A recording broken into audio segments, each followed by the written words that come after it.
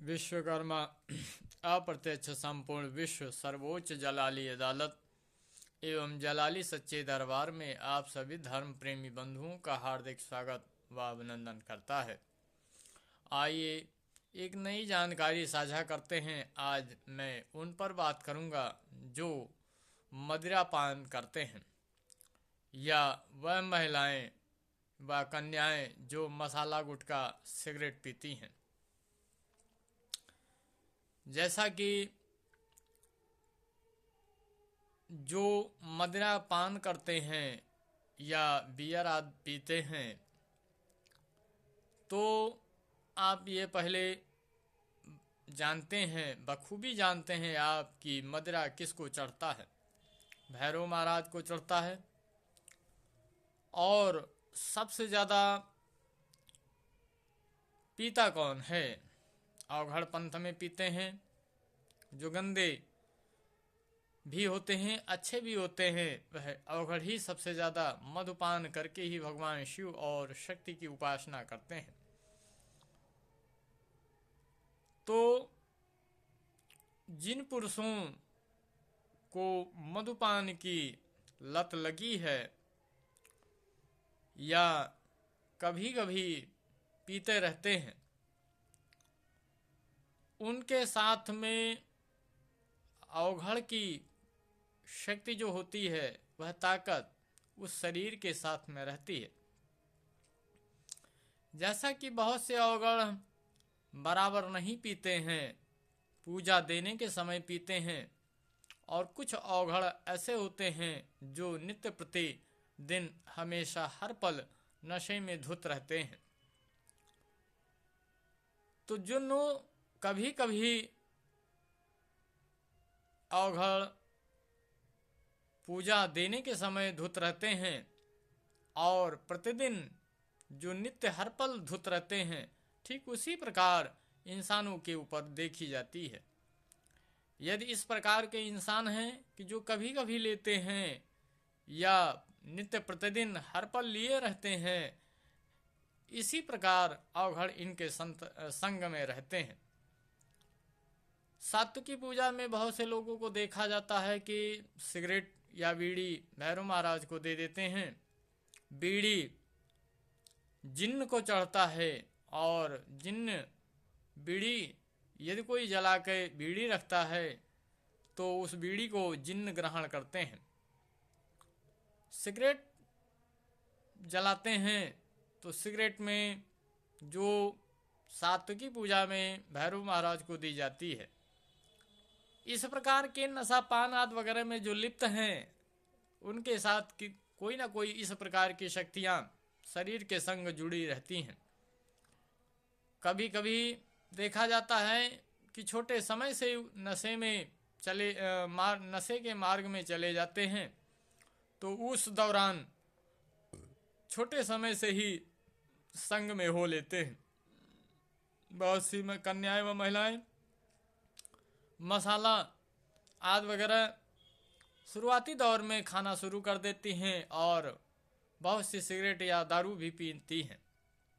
कभी कभी तो देखा जाता है कि आदमी पीता है तो पत्नी को भी पिलाना शुरू कर देते हैं, और कभी कभी लड़कियों का शौक होता है कि चोरी छिपे बियर या शराब भी पी लेती हैं। बहुत काम ऐसे होते हैं जो चोरी छिपे लड़कियां करती हैं व महिलाएं करती हैं, लेकिन जीवन में उनको शुरुआती दौर में तो बड़ा अच्छा लगता है, बहुत आनंद आता है। आनंद के चक्कर में घन चक्कर बाद में बनती हैं, जीवन में परेशानी लेती हैं। जैसा कि पुरुष तामसिक होता है और पुरुष सिद्धता को जो शीघ्र प्राप्त करता है, बड़े बड़े अवघड़ या नाथ संप्रदाय में आपने देखा भी होगा, सुना भी होगा कि जो भी महिलाएं तामसिक होती हैं, उनके जो गुरु होते हैं वह पुरुष ही होते हैं।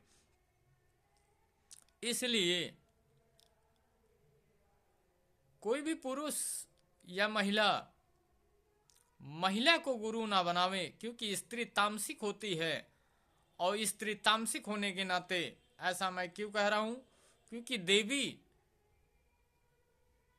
नारी रूप है, इसलिए तामसिक है।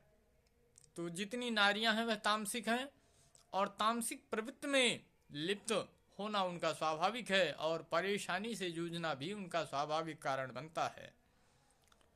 स्त्रियों की परेशानी जल्दी खत्म नहीं होती, क्योंकि जो अच्छे विचारधारा की हैं वो अपने पतियों के अनुकूल तो नहीं चलती हैं, किन्हीं न किन्हीं वजह से विवाद का कारण बन जाता है। लेकिन पीछे देखा जाए तो इन तमाम प्रकार की शक्तियां इनके संग में होती हैं, और पुरुष के संग मान लीजिए कोई दूसरी ताकत है जो बली है और स्त्री के संग कमजोर है, तो दोनों में विवाद होगा, क्योंकि दो ताकतें एक घर में एक साथ नहीं रह सकती। या किसी की इस नारी की बली है या कन्या की बली है और पुरुष की बली शक्ति कमजोर है, तो दोनों एक साथ नहीं रह सकते। इसलिए इस प्रकार यदि आपके संग में है और ऐसा है, तो उस शक्ति को सामने लाने के लिए मैंने कई बार वीडियो में बताया है अपने कि 11 अगरबत्ती जलाइए, इतर से भिगो करके जलाइए, साफ कमरे में रखिए और बैठ जाइए। नित्य प्रतिदिन यह क्रिया 7:30 बजे से सोमवार और बृहस्पतिवार में सुबह 11:30 बजे तक के बीच में आप करिए। चाहे जब कम से कम 2 घंटे 1 घंटे के समय अंतराल करिए, प्रतिदिन करिए या दरबार के समय में करिए। इस समय दरबार तो बंद है, नवंबर से अप्रैल तक दरबार बंद रहता है, आपातकाल में खुला रहता है। तो आपातकालीन की स्थिति में शाम 7:30 बजे से आप कर सकते हैं। जो कोई ताकत होगी, अच्छी होगी या गंदी होगी, उसी हिसाब से दरबार में 11 अगरबत्ती इतर से भिगो करके मन में सोच करके अच्छी है शरीर के साथ या गंदी है, उस ताकत को खींच करके सामने लावें। इस भाव के साथ सच्चे दरबार में 11 अगरबत्ती भेंट करें और आराम से बैठें। निश्चित तौर पर दरबार को ध्यान में रखकर ही बैठें। आपकी वह ताकत धीरे धीरे खींच करके सामने आ जाएगी। और उसके बाद यदि पूर्ण रूप से उसको हटाना होगा तो आपको अदालत में हाजिर होना पड़ेगा, अदालत में हाजिरी लगानी पड़ेगी। यह मैंने तत्काल रूप से आराम देने के लिए बताया है, जिसको कहते हैं इमरजेंसी। इमरजेंसी में यह 11 अगरबत्ती सिर्फ काम करेगी।